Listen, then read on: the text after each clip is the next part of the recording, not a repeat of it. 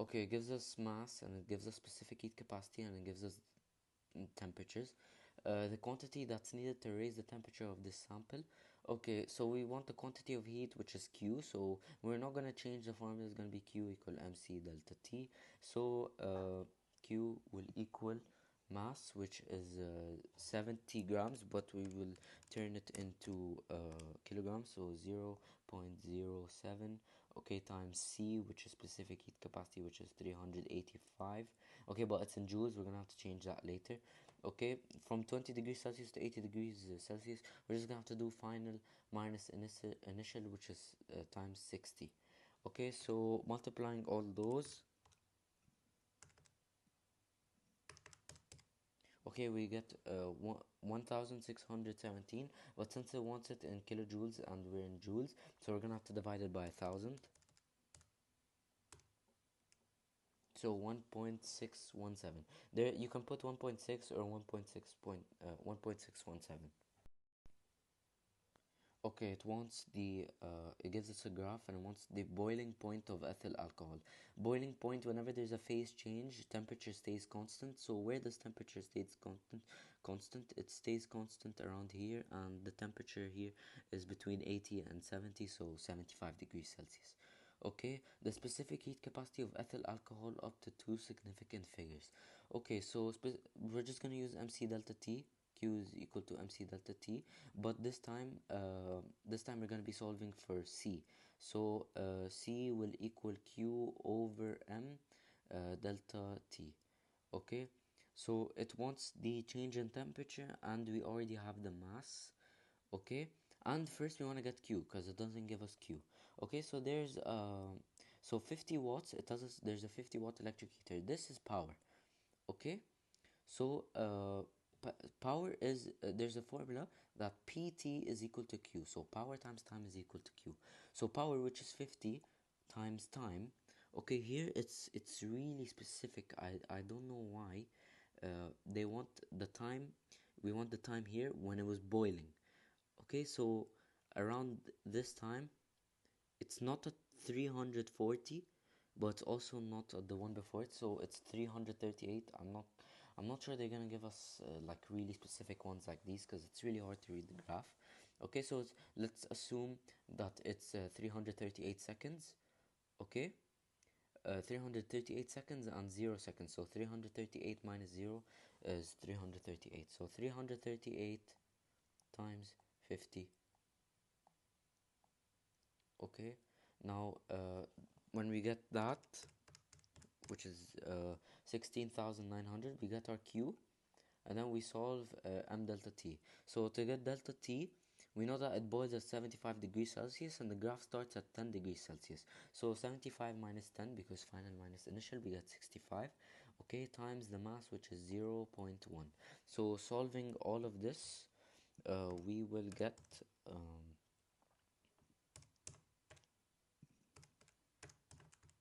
we will get we will get 2.6 times 10 power 3 joules. Okay, once the terms that fit the given descriptions. So when you're turning something from solid to liquid, it's known as the specific latent heat of fusion. Okay, but when I'm turning something from liquid into gas, it's a specific latent heat of vaporization, always known by evaporation. Fusion, always known by from solid to liquid, so as if I'm melting. So just memorize this. I'm gonna solve part D in the next clip, so because I don't have any space. Okay, it gives us a thermocouple here, and it wants what does a thermocouple measure? Just memorize this.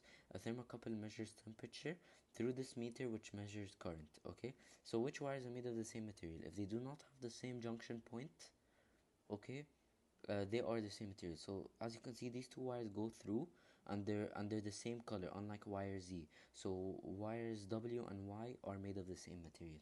Okay, now what does meter X measure? Like I said, meter X measures temperature through the meter, which measures current. So this current is directly proportional to the temperature, so it gives us the reading of the temperature.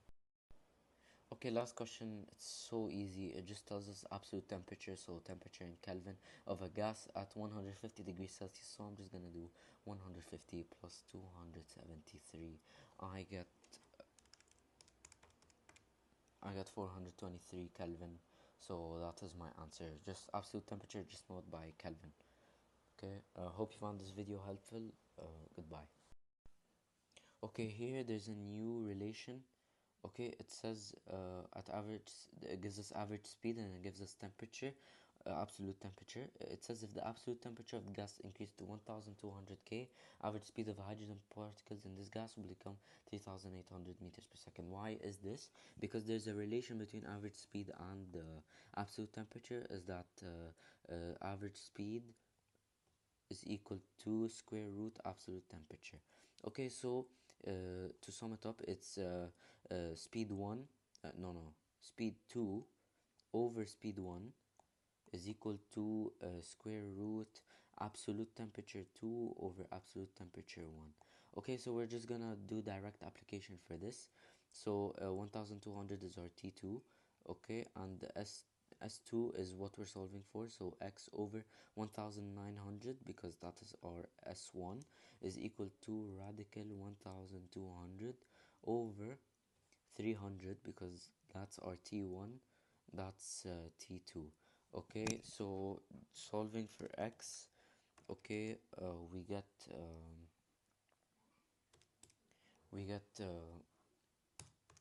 x is equal to 3800 meters per second. You can do this on the calc, it's really easy. Okay, once which statements describe evaporation? Evaporation is when something turns from liquid to gas. Okay, so evaporation can actually occur at any temperature. It doesn't have to occur in the boiling point, but it is faster at the boiling point than any other temperature. So this is wrong. Okay, evaporation causes the temperature of a liquid to drop. Yes, the temperature of a liquid, not the temperature of the medium itself. Okay, but it does cause it to drop. Okay, so this is correct. Evaporation causes the temperature of liquid to rise. No, it doesn't. Okay, at boiling point, evaporation takes place anywhere within the body of the liquid. Yes, because when we're boiling something, all of it boils, not just part of it. So this is correct. Okay, now I want us to differentiate between steam point and ice point. Okay, steam point is when it's at 100 degrees Celsius and you put the thermometer at the steam of the boiling water. So this will be a thermometer, this will be the steam point, which is where it reaches 100 degrees Celsius. Okay, this is the steam at 100 degrees Celsius, of course. This is boiling water and this is the heat we're used to boil the water. Okay, it gives us a graph for the mercury in glass thermometer, and it gives us length and it gives us temperature. In order to plot a point at 0 degrees Celsius, okay, it has to be placed in contact with melting ice. This is obvious because the melting point of ice is 0 degrees Celsius. So uh, to or to um, to plot a point, it has to be in contact with melting ice. Okay, now it gives us the opposite. If we want to plot a point at 100 degrees Celsius, which is the boiling point of water, so it has to be placed in contact with the steam of the boiling of water. Okay, so this is basic examples of steam point and ice point. Okay, if the length of mercury in the thermometer is 22 centimeters when in contact with the cup of tea, temperature of the tea is, okay, so it just wants us to use the graph so you can find out. 22 centimeters is around here, so tracing the graph, we get that it will be 60 degrees Celsius. Okay, now it wants the size of 1 degree Celsius in the thermometer. It wants us to calibrate the thermometer. So the formula is that we get the total length, which is 100. No, wait, I'm gonna explain this easier. Okay, you get the range of the length, so from 30 to 10. Okay, so 30 minus 10, the range is 20. And since it wants it in millimeters, we're gonna change it from centimeters to millimeters, so 200 over over the maximum temperature the thermometer can actually measure. So it's gonna be 2 millimeters. That's the size of 1 degree Celsius. Okay, same thing here. It wants us to apply Boyle's law. So it says for Boyle's gas law to be applicable, something and something of the gas must remain constant. What remains constant? What's not in our equation. So P1 V1 equal P2 V2.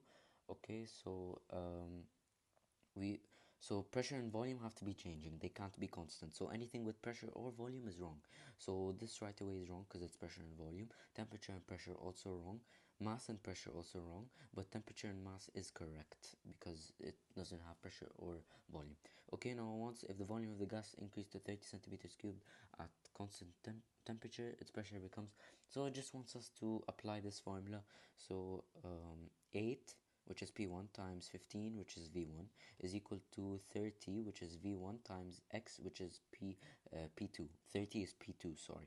Okay, so 30x is equal to 15 times 8, so 120. So 120 divided by 30, because we're solving for x. Okay, we get x is equal to 4. Okay, now once after the temperature in the room drops from 25 to 20 degrees Celsius, 50 grams of water vapor condenses into liquid. Given that the specific heat of vaporization of water is 2400 kJ and the specific heat capacity is 4.2. Okay, so what's the amount of heat released into the surrounding air due to vaporization? When heat is released into the air, that means we're turning from liquid to gas, so we're doing evaporation. So to find the Q, in this case, we're not going to use MC delta T, we're going to use Q is equal to ML, because that's when we have latent heat of vaporization. So 2400, okay, times the mass, which is 50 divided by 1000, because it's in grams, we want to turn it into kilograms. Okay, we get um, we get 120 kilojoules.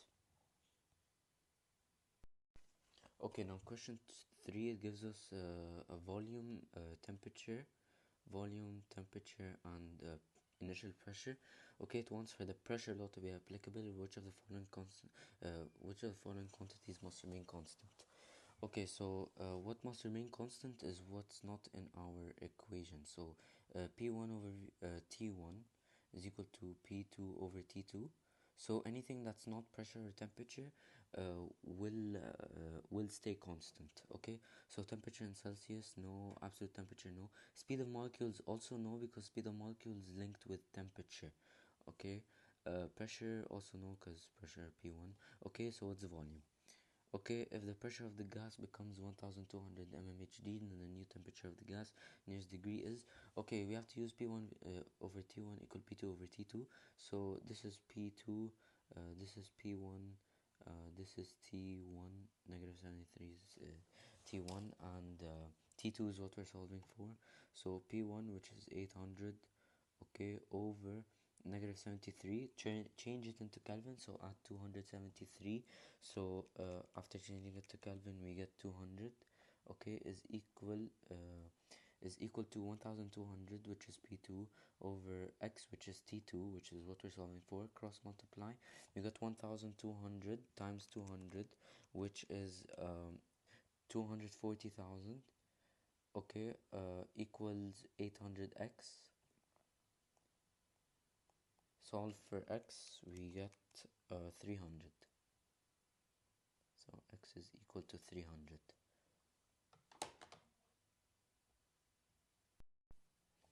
Hello, I'm going to be explaining the physics 1.1 to 1.5. The first video is kind of bad, so I'm going to do another one.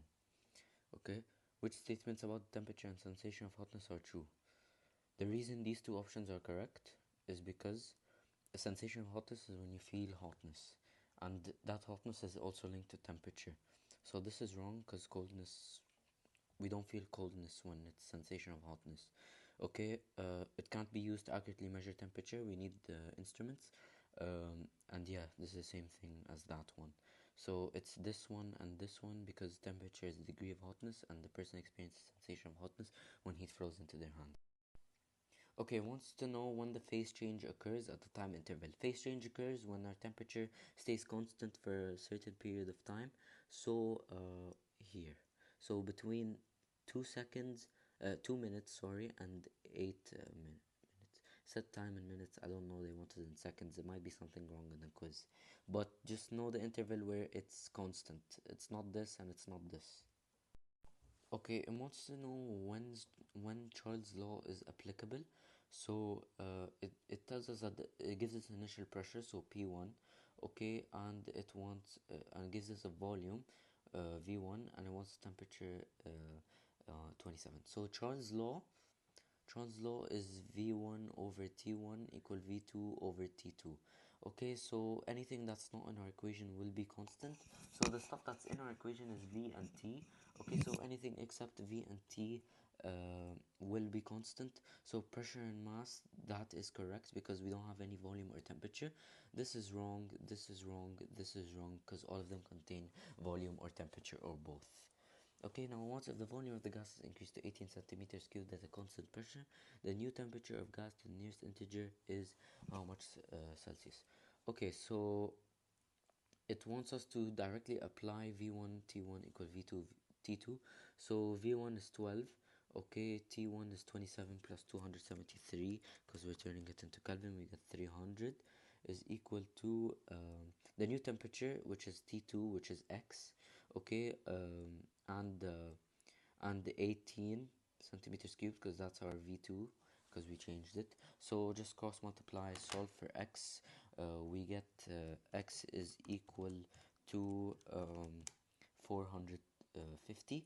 Now this is in Kelvin because we changed this to Kelvin. So just minus by 273, we get 177 degrees Celsius. We do not minus by 273 if they wanted Kelvin, but if they want Celsius, we do that.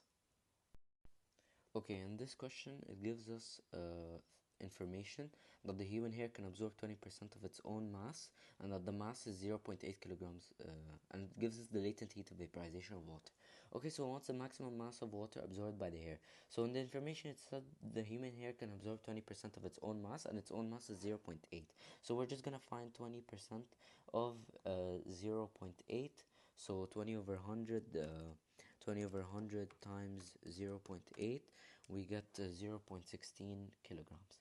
Okay, now what's the amount of heat due to evaporation as the hair dries completely? Okay, so when you come out the shower, your hair absorbed 20% of the water, okay, which is 0.16 kilograms in this case, and we want to know how much we lost due to evaporation. When you go out and your hair starts drying, that's evaporation.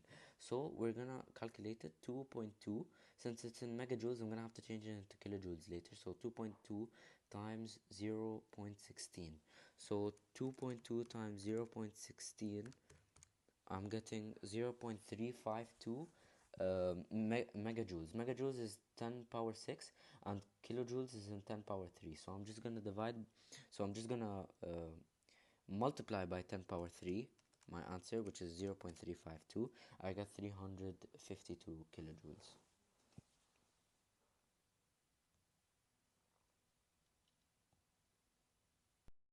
Okay, this is the last part of question 25.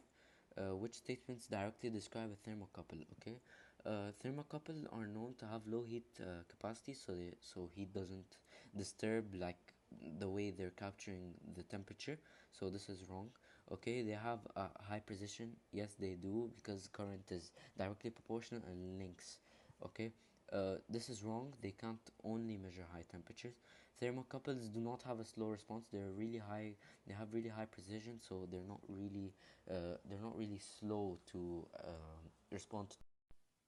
Okay, once a fixed amount of gas is initially at 27 degrees Celsius and has a volume of 8 centimeters cubed, the pressure of the gas is kept constant and its absolute temperature is halved. They don't need to give you numbers to tell you if it changed or not. Okay, they just can tell you halved, quadrupled, multiplied by 2. Okay, so once to find the final volume of the gas, one needs to apply something's law. Okay, so we have temperature and temperature is halved, so it changes, and we have volume.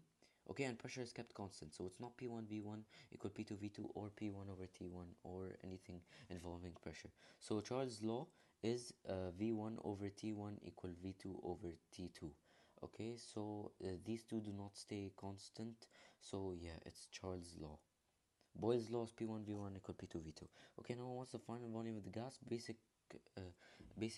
Direct application. So it's initially at 27 degrees Celsius.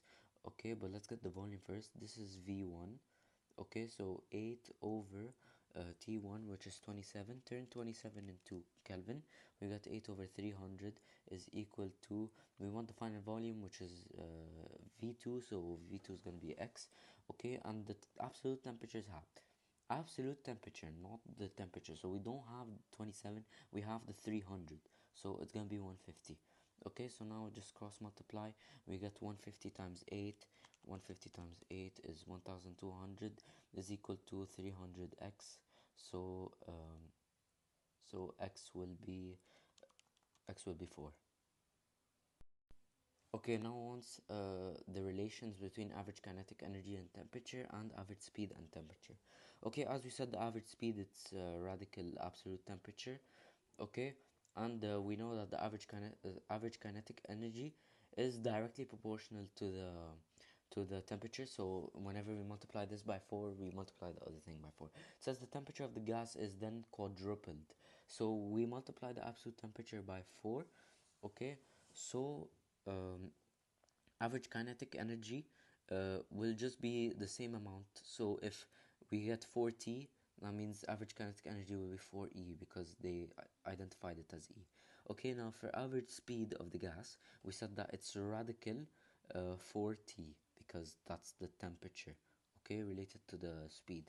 Okay, so radicaling 4, we get 2, so it's 2V. Okay, it wants us to find the final pressure of a gas, and it tells us that we have a volume, but the fixed amount of gas, so volume is constant. Okay, it says it gives us a temperature that changes, and it gives us a pressure. So if we want final pressure, we were gonna use pressure law, so P1 over T1 equal P2 over T2. So volume stays constant. Okay, now what's final pressure of the gas? So we just directly apply this formula. So P1, which is pressure number 1, which is 600 mmHg, over negative 23, change it to Kelvin. Okay, we get 250 is equal to 27 degrees Celsius plus 273, that's our T2, so that's 300. Okay, over above it there's x because that's P2, that's what we're solving for. Solve for x, we get x is equal to 720 mmHg. Okay, here it wants us to apply Boyle's law, and it just gives us a few examples, basic chemistry. Okay, we want to know the temperature of a gas. In Boyle's law, it's P1 V1 equal P2 V2, so we don't have a temperature. So we just turn the 25 degrees Celsius to Kelvin since they want it that way. So 25 plus 273 is 298 Kelvin. Okay, now it wants to find the final volume of the above gas. One needs to apply Boyle's law. Why? Because it's kept at constant temperature and pressure changes. Okay, and the volume is initially 12 centimeters cubed, and we want to change it in.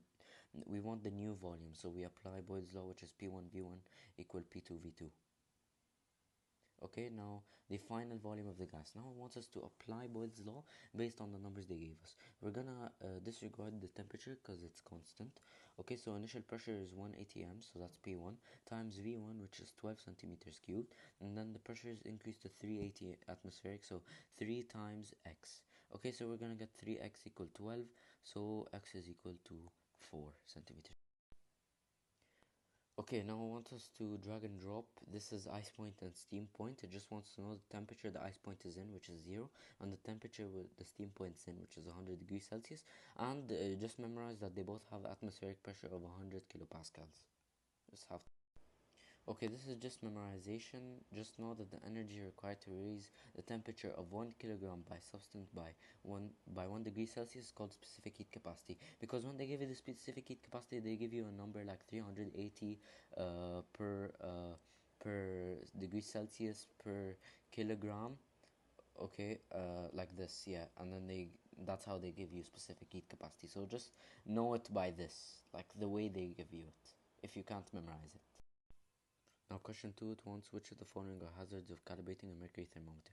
Mercury thermometer has a liquid inside, it's called mercury, that's toxic, and if you inhale it, it poses danger. Plus there's boiling water that we might be observing, so extreme heat. Fragile glassware. Mercury thermometer is made out of glass, so this glass can break, flasks can break, so fragile glassware. And toxic mercury, as I said, if the mercury spills and you smell it, it can pose serious health. Okay, this is easy. It's just asking us when we're heating, when we're boiling, when does the phase change occur, and when we're actually heating something. So when we're heating or cooling something, the curve goes up like this. But when there's a phase change occurring, the curve stays constant like this. So temperature stays constant, but time keeps going because you can't stop time. Okay, so here it says heating of methanol. Methanol starts as solid, so we're heating a solid, and then when it reaches the point where it's constant, we're melting, and then again we're heating the liquid that we got from the melting, and then we're boiling. Okay, and once the liquid and gas thermometer below is used to be calibrated using the Celsius scale.